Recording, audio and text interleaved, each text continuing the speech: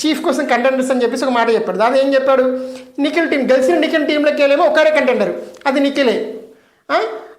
Red ball దొరికింది కాబట్టి సోనియా కూడా అయింది.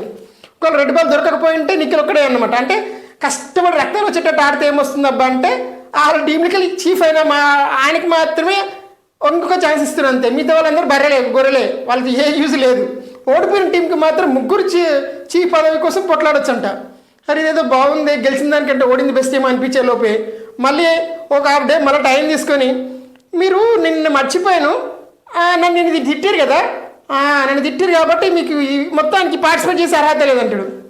అయ్యి ముఖ్యం మరి ముందే చెప్పొచ్చు కదా, రెడ్ బాల్ కోసం మాట్లాడంతే అప్పుడే చెప్పొచ్చు కదా. అప్పుడు ఎప్పుడంట హాఫ్ డే నిద్రపోయి లేచి అప్పుడు వచ్చి మీరు నన్ను తిట్టారు కాబట్టి ఇప్పుడు నాకు గుర్తొచ్చింది, సో మా స్క్రిప్టర్స్ ఇప్పుడే దాన్ని అప్డేట్ చేసి రాసి ఇచ్చారు, అప్డేట్ చేసిన స్క్రిప్టర్ ప్రకారం మీరు ఈ వారం పార్టిసిపేట్ చేయట్లేదమ్మా, మీకు చీఫ్ ఉండట్లేదని చెప్పాడు.